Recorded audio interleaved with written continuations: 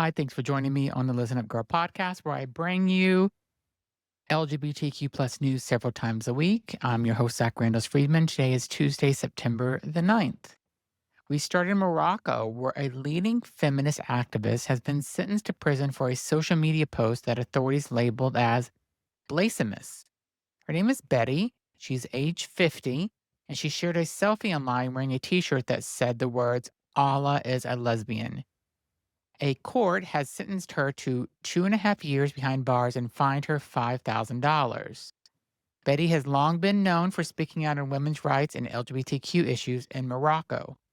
Her lawyer said the case is deeply troubling and warned it sets a dangerous precedent for freedom of expression.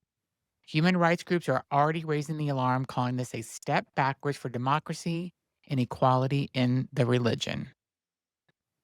And then next, we're in Michigan, where LGBTQ plus elders and the final closet.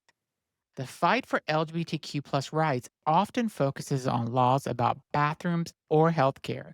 But for many older members of the community, there's another critical battle: the right to die with dignity.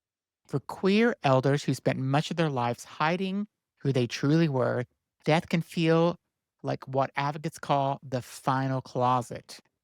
Too often, mainstream health care systems fail to provide affirming end of life care. That's where an underground network of doulas have stepped in. These caregivers, many working outside with formal training or recognition, help provide comfort, advocacy, and companionship for LGBTQ plus people in their final days.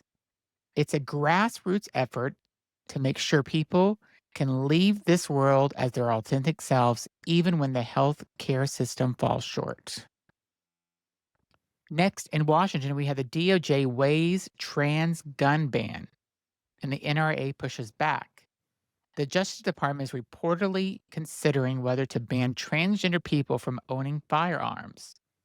The idea surfaced after last month's mass shooting at a Catholic church in Minneapolis, though investigators haven't tied the shooter's gender identity to the crime. According to CNN, officials are exploring whether they could classify transgender Americans as mentally ill under federal rules, a move that would automatically remove their right to bear arms. The National Rifle Association fired back on Friday, saying it will oppose any sweeping rule. In a statement, they said it supports the Second Amendment rights of all law abiding Americans and rejected what it called arbitrary bans that take away rights without due process.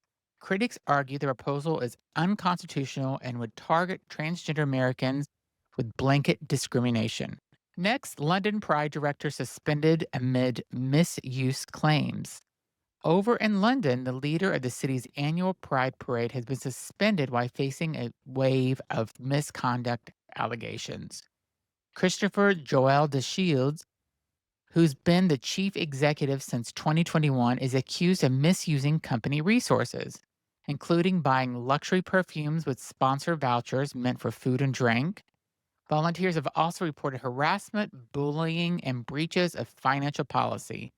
The new board of London LGBT Community Pride, the nonprofit that runs the event, has taken over the investigation. For one of UK's largest and most visible LGBTQ plus celebrations, the controversy raises serious questions about leadership, transparency, and accountability. Next, we have court orders to restore LGBTQ plus health pages. So, back here in the United States, a federal judge has ordered the government to restore hundreds of health web pages that were removed during the Trump administration. The sites have included resources on HIV prevention, mpox treatment, and information on gender identity and diversity programs. In 2017, they were taken down by the Department of Health and Human Services following an executive order from then President Donald Trump. Now, Judge Lauren King has ruled the removal harmed marginalized groups by cutting off access to critical medical information. The case was brought by 9 medical organizations and nonprofits.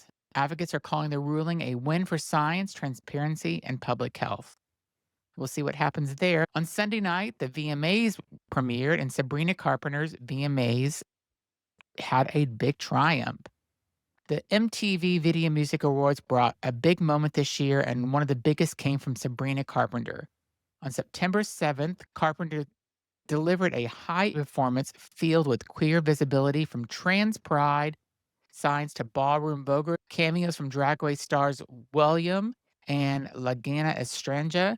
Later in the night, she picked up the award for Best Pop Video with her hit Brighter Days Ahead.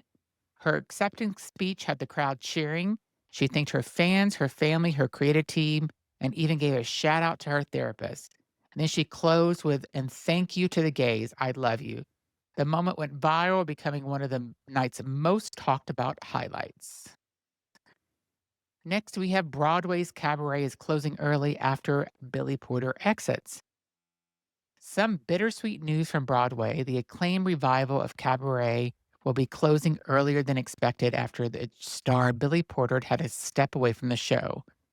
Billy is recovering from a serious case of a health issue and can no longer continue performing. He and co star Marsha Wallace made history as the first Black duo to play the roles of Emmis and Sally Bowles.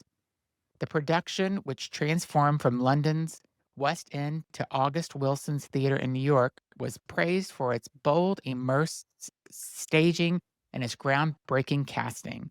But with Porter unable to continue, producers said they can't sustain the run. While the curtain falls earlier than planned, the show has already left its mark on Broadway history. So that is my news today for Tuesday, September the 9th.